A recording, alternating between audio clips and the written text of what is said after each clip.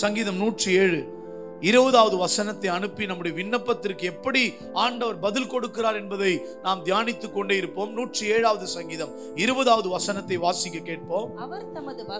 அவர் தமது வசனத்தை அனுப்பி அவர்களை குணமாக்கி அவர்களை அழிவுக்கு என்ன செய்கிறார்?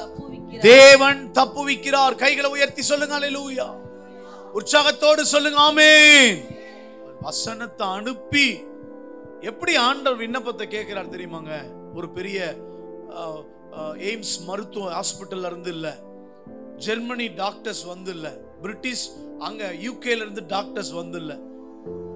அவர் தம்முடைய பிள்ளைகளுக்கு நோய் இருந்தாலும், கடன் இருந்தாலும், அவமானங்கள் நிந்தனைகள் ஏற்பட்டிருந்தாலும், ஒரு காரியமே நடக்காத சூழ்நிலை இருந்தாலும், இன்னைக்கு அப்பா நமக்கு வசனத்தை அனுப்ப போகிறார்.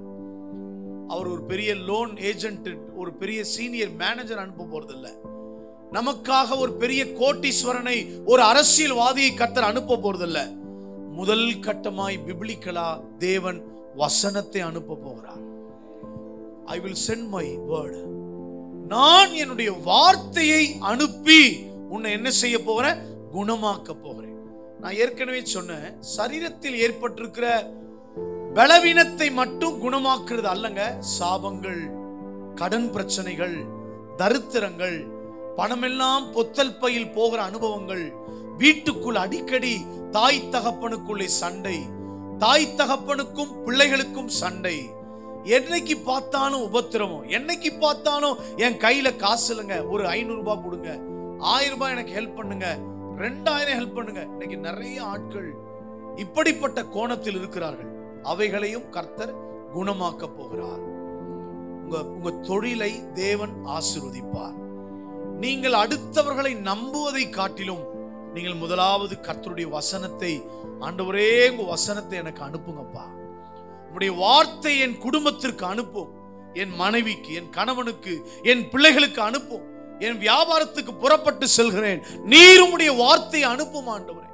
காலையில எழுந்து நான் வேலைக்கு போறேன், ஆண்டவரே உம்முடைய வார்த்தை அனுப்பும். கொரோனா வந்ததிலிருந்து நிறைய வாலிப பிள்ளைகள், சகோதர சகோதரிகள் பக்தியை விட்டு விலகி போய் விட்டார்கள். இன்னைக்கு பெற்றோர்கள் பிள்ளைகளை பக்தியாய் வளர்ப்பதில்லை.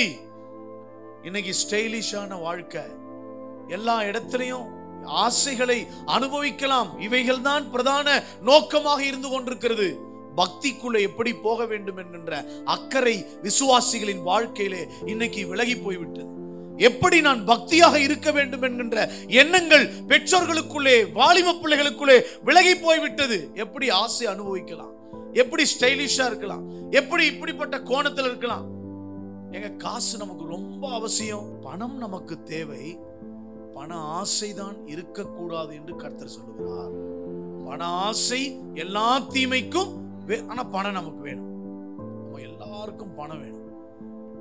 இன்னைக்கு இப்ப நமக்கு அந்த பணம் தான் இல்லை. அந்த பணம் இல்லாததுனாலதான் இவ்வளவு பிரச்சனை.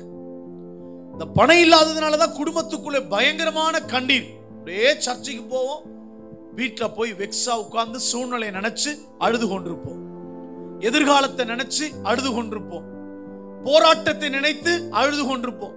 இன்னைக்கு வரைக்கும் ஈவினிங் வரைக்கும் நல்லா இருக்கும், நாளைக்கு மண்டே மார்னிங் போதே பயம். நாளைக்கு யாருக்கு நான் லோனுக்கு என்ன பதில் சொல்ல போறேன், நாளைக்கு எப்படி இந்த ஃபீஸ் கட்ட போறேன், என்னுடைய இஎம்ஐ 12 o'clock வரப்போகுது, எப்படி இது பவுன்ஸ் ஆயிட்டா, எனக்கு அவமானம் ஆயிட்டு, எப்படி இந்த காரியத்தை நான் செய்ய போகிறேன், பயம்.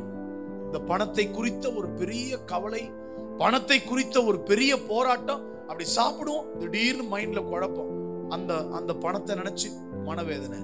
சூழ்நிலைகளை, அப்படிப்பட்ட மனிதர்களை நமக்கு சாதகமாக நம்முடைய வாழ்க்கையில் கர்த்தர் மாற்ற முடியும்.